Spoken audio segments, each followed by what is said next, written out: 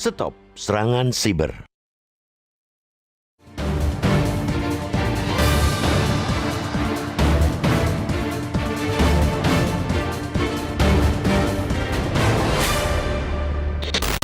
Ujian sistem keamanan data perbankan nasional mengalami titik nadir ketika layanan Bank Syariah Indonesia mengalami masalah atau error selama 3 hari sejak Senin sampai Rabu pekan lalu.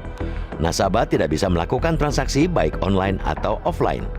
Seluruh kantor cabang, anjungan tunai mandiri, hingga BSI Mobile, Sami Mawon, macet. Nasabah yang akan bertransaksi harus gigit jari.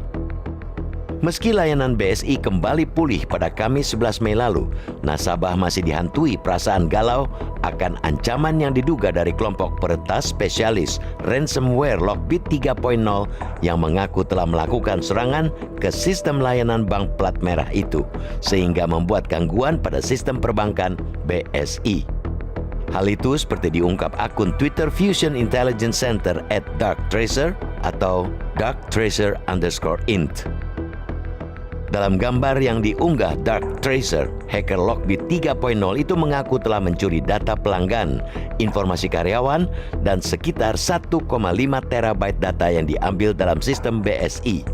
Pihak BSI diminta menghubungi kelompok peretas dalam waktu 72 jam untuk menyelesaikan masalah tersebut.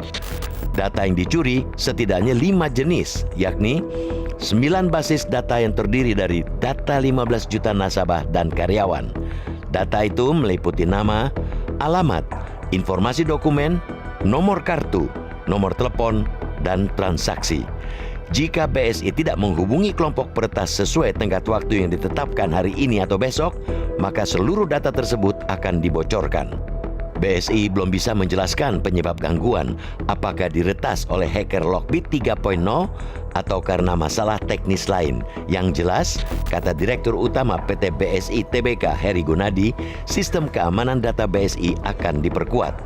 Terlepas penyebab gangguan pada sistem layanan BSI, layanan nasabah yang terkendala selama 3 hari bukan perkara main-main. Seluruh pemangku kepentingan terkait keamanan siber di tanah air harus turun tangan menanganinya.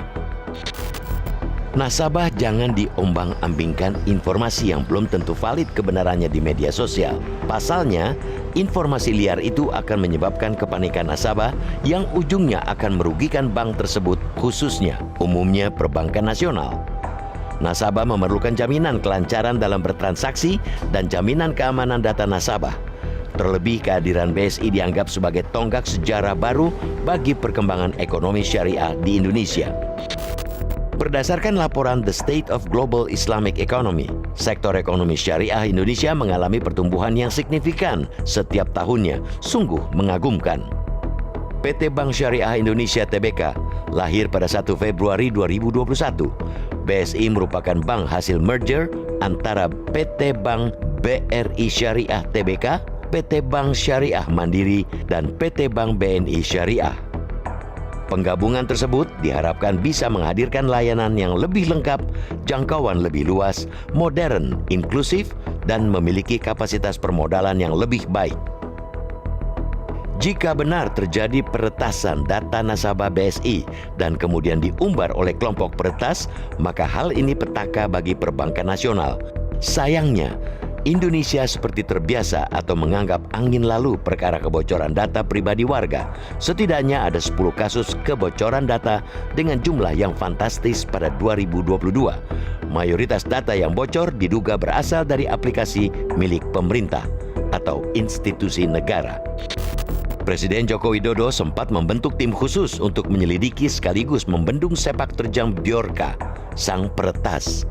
Tim sus terdiri atas Badan Siber dan Sandi Nasional, Kementerian Komunikasi dan Informatika, Polri, dan Badan Intelijen Negara. Namun, Bjorka tak kunjung ditangkap. Yang ditangkap malah seorang penjual es di Madiun.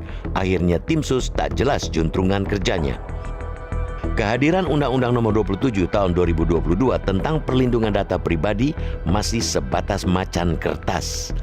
Gelombang peretasan data warga tak terbendung. Terkait krisis layanan di BSI harus jelas siapa yang bertanggung jawab.